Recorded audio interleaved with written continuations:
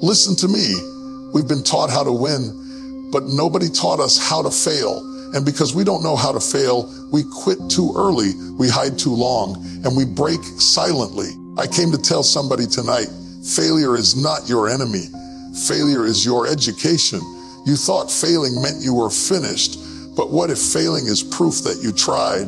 What if the fall was not a funeral, but a foundation? Some of you are embarrassed by your last attempt, ashamed of your last mistake, haunted by what didn't work. But hear me, God doesn't cancel people because of collapse. He reshapes them. If you never fall, you never learn balance. If you never lose, you never discover strength. And if you never fail, you will never grow. Tonight, I'm not preaching about success. I'm preaching about the art of failing, because how you fail determines how you rise. Can I preach this thing? Failure is not a coffin where dreams go to die. It is a classroom where purpose learns how to speak. When something falls apart in your life, it does not mean your life is over. It means a lesson has just begun. We panic when we fail because we assume the end has come, but failure is rarely an ending. It is an interruption designed to get your attention. It is life saying, slow down, look again, learn something. What you call collapse is often instruction wrapped in discomfort. You don't learn the most important things while everything is working. You learn when the plan breaks, when the numbers don't add up, when the door you prayed for stays shut. Failure forces you to examine what success allowed you to ignore. When things are going well, we celebrate results. When things fall apart, we discover reasons. Failure teaches you why things happened the way they did, not just that they happened. It pulls back the curtain and exposes weak foundations, rushed decisions, and misplaced priorities. That revelation is not punishment, it is preparation. Some of the wisdom you are praying for can only be learned through disappointment. Confidence may come from winning, but discernment comes from losing. Failure sharpens your awareness. It teaches you how to read people better, how to manage time wiser, how to guard your energy, and how to recognize when something looks good but isn't God. These lessons rarely arrive in moments of applause. They show up when the room is quiet and you are left alone with the truth. Failure also humbles you in ways success never could. It strips away arrogance and replaces it with clarity. When you fail, you stop pretending you have all the answers. You begin to listen. You begin to ask better questions. You begin to understand that strength is not about never falling. It is about learning how to get back up with more wisdom than you had before. Humility is not weakness. It is teachability, and teachability is the doorway to growth. What makes failure powerful is not the pain it causes, but the perspective it produces. It rearranges your values. Things you once chased lose their shine. Things you once ignored become essential. Failure recalibrates your vision so you stop running after applause and start running after purpose. It teaches you the difference between being busy and being effective, between being popular and being impactful. If failure were truly fatal, no one would ever recover from it. But history is full of people who learned their greatest lessons in their lowest moments. Failure does not come to erase you. It comes to educate you. It gives you information you could not access any other way. The question is not whether you will fail. The question is whether you will learn. Because when you treat failure like a classroom instead of a coffin, you don't die there. You graduate. You are not your failure. Say that again in your spirit, because too many people walked in here wearing the weight of one bad decision like it was their name. We let one moment rewrite our identity, one mistake redefine our worth, one loss convince us that we are broken. But hear me clearly, what failed was the method, not the maker. The attempt didn't work, but that does not mean you are defective. It means the approach needed correction. We confuse outcomes with identity. When the business collapses, we say, I'm a failure. When the relationship ends, we say, I'm unlovable. When the plan falls apart, we say, I'm not good enough. But failure does not have the authority to name you. It can describe what happened, but it cannot define who you are. You are more than your last result. You are more than your worst moment. You existed before the mistake, and you will exist after it. Methods are temporary. Strategies are adjustable. Processes can be refined, but purpose is permanent. When something doesn't work, it is not a verdict on your value. It is feedback on your execution. Failure is information, not condemnation. It is data pointing you toward what needs to change. The tragedy is not failing. The tragedy is internalizing the failure and letting it poison your self-image. Once you believe you are the problem, you stop trying new solutions. You stay stuck, not because you can't move forward, but because you think you don't deserve to. Some of you stop dreaming not because you failed, but because you personalized the failure. You didn't just say, this didn't work. You said, I don't work. And that lie has been sitting in your mind, draining your confidence, shrinking your courage, silencing your voice. But the truth is, every breakthrough requires multiple attempts. Every master was once a beginner who survived embarrassment. Every success story has a graveyard of methods that didn't make it. When you separate who you are from what you tried, you give yourself permission to grow. You can examine the mistake without being crushed by it. You can admit what went wrong without feeling worthless. You can change direction without thinking you've lost your destiny. That separation is powerful because it keeps your spirit intact while your strategy evolves. You don't throw away the whole vision just because one version failed. Failure doesn't say you are finished. It says this version is, and that is good news, because if the method failed, you can learn, adapt, and try again with greater wisdom. You are still called. You are still capable. You are still becoming. The mistake was not a mirror. It was a message. And once you stop seeing failure as a reflection of who you are and start seeing it as a report on what you did, you regain the strength to rise again with clarity, courage, and confidence. There are things about you that only show up when you fall. Standing tall can hide weaknesses, but collapse has a way of telling the truth. When everything is going right, flaws stay covered, intentions stay untested, and character remains unproven. Success can mask cracks in the foundation, but failure pulls the cover off and exposes what was really holding things together. That exposure is uncomfortable, but it is necessary because what you don't see cannot be healed. Falling has a way of stripping away illusions. It reveals whether your confidence was rooted in competence or applause, whether your faith was anchored in purpose or performance, whether your relationships were built on love or convenience. When the fall comes, some people disappear, some voices go silent, and some support systems collapse. That loss hurts, but it also clarifies. You begin to see who was connected to your calling and who was only attached to your success. That revelation alone can save you years of misplaced trust. Failure also exposes internal weaknesses you didn't know you had. It shows you where discipline was lacking, where preparation was shallow, where pride overruled wisdom. Not to shame you, but to sharpen you. The fall forces self-examination. It makes you ask hard questions about your habits, your motives, and your decisions. You start to see patterns you ignored before. Patterns in how you respond to pressure, how you handle disappointment, how you react when things don't go your way. That awareness is growth trying to happen. When you fall, the systems you relied on are tested. Weak structures break. Poor strategies collapse. Rushed choices reveal their consequences. And while that breakdown feels painful, it is actually protection. It is better for something fragile to fail now than to collapse later under greater weight. Failure prevents you from building your future on something that cannot sustain it. It interrupts progress to preserve purpose. Falling also exposes strength you didn't know you possessed. You discover resilience when you have no other option but to keep breathing. You find courage in the middle of disappointment. You realize you can survive embarrassment, rejection, and loss. And that realization changes you. Once you know you can endure the fall, you stop being paralyzed by fear. The thing that once threatened to destroy you becomes proof that you are stronger than you thought. Exposure is not the enemy. Avoiding exposure is. What failure reveals gives you the opportunity to rebuild correctly. It shows you where to reinforce, where to remove, and where to start again. You don't come back the same, you come back wiser. Falling does not mean you are weak. It means you are human. And the truth is, what collapse uncovers today can become the very foundation of your strength tomorrow.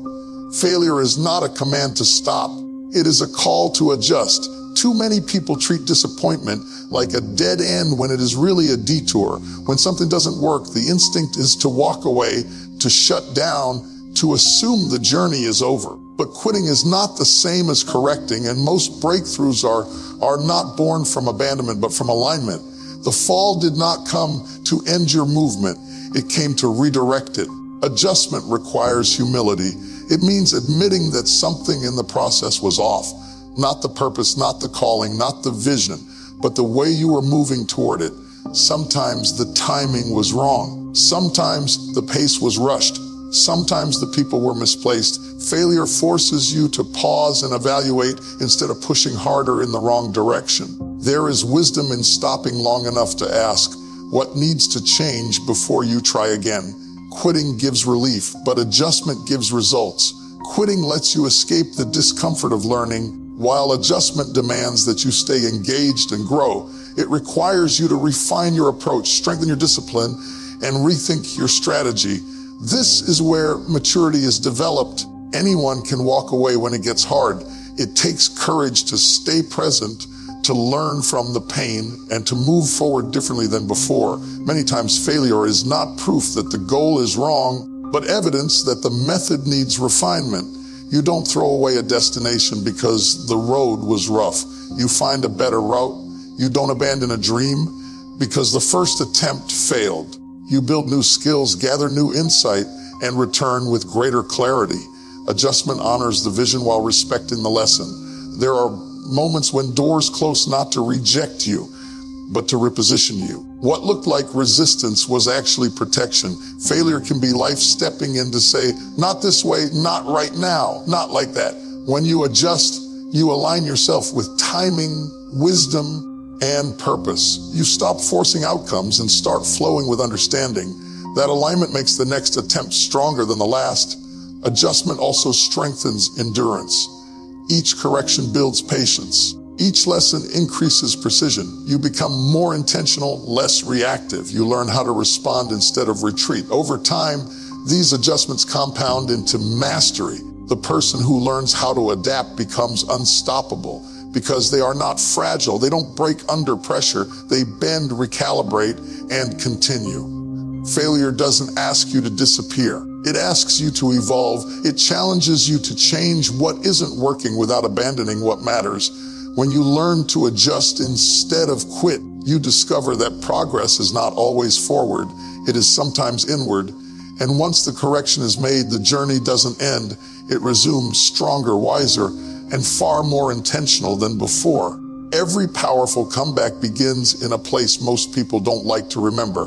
Behind every victory that inspires you is a season of loss that shaped the person you admire. The stories we celebrate are edited versions of lives that were once broken, confused, and uncertain. We applaud the triumph but skip the collapse, even though the collapse is what gave the triumph its meaning. There is no resurrection without a grave, no comeback without a setback, no testimony without a test. Collapse has a way of humbling even the strongest individuals. It brings you face to face with limitations you thought you had outgrown. Plans unravel, confidence shakes, and certainty fades. In that moment, you are forced to confront who you are without the title, without the applause, without the platform. That confrontation is painful, but it is also clarifying. It separates what you do from who you are and reminds you that your value was never rooted in performance. The middle of collapse is often quiet. Calls slow down. Support feels distant. Familiar voices disappear. It is in that silence that growth begins. When external validation fades, internal strength has room to develop. You begin to listen differently. You reflect more deeply. You learn to sit with discomfort instead of running from it. Those quiet moments rebuild character in ways success never could. What makes comeback stories powerful is not the absence of failure, but the response to it. The fall teaches patience, empathy, and resilience. It reshapes perspective. After collapse, you don't chase success the same way. You become more intentional, more grounded, more aware of what truly matters. You stop proving and start building. The pain refines you, stripping away ego and replacing it with purpose. Failure also deepens compassion. When you have fallen, you no longer judge others as quickly. You understand struggle differently. You recognize pain in people's eyes because you've seen it in your own reflection. That empathy becomes part of your strength. It makes your leadership more authentic, your influence more human, and your success more meaningful. The comeback does not erase the collapse, it redeems it. The scars remain not as reminders of weakness, but as evidence of survival. They tell the story of endurance. They testify that you were knocked down but not destroyed, shaken but not silenced. Those scars give credibility to your voice. People trust someone who has been broken and rebuilt because their strength feels real. Collapse is not the end of the story, it is the turning point. It is the chapter where perspective shifts and character is forged.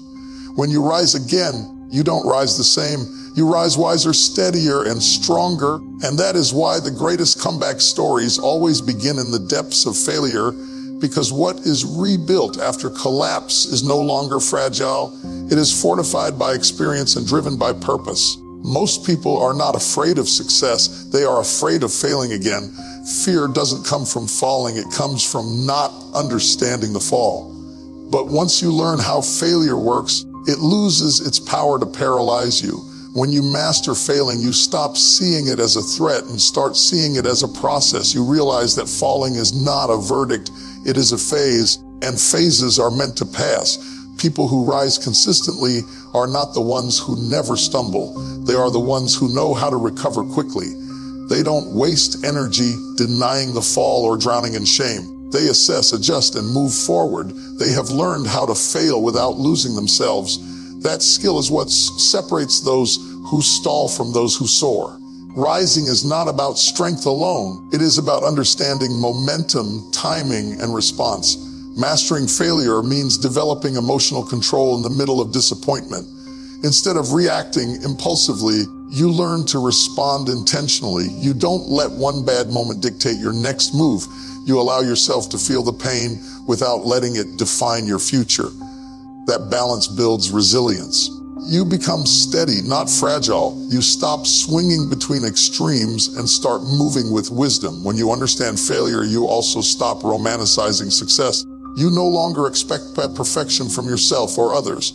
You accept progress over polish. That mindset frees you to take risks without being reckless and to try again without being afraid of embarrassment. Rising becomes natural because you are no longer anchored to outcomes. You are anchored to growth. Mastering failure also sharpens discernment. You learn the difference between a temporary setback and a necessary stop. You recognize when to push and when to pause. You understand that not every door is meant to be forced and not every delay is denial. That discernment protects you from burnout and frustration. It helps you rise with clarity instead of chaos. The ability to rise is built in the moments after the fall. How you talk to yourself, how you interpret the moment, how you choose your next step. These decisions shape your future more than the fall itself. Those who master failing don't rehearse defeat. They extract wisdom. They don't stay down longer than necessary. They get up informed. When you master failing, rising stops being dramatic. It becomes disciplined. You don't need hype to recover. You need understanding. You rise because you've learned that falling is part of forward motion.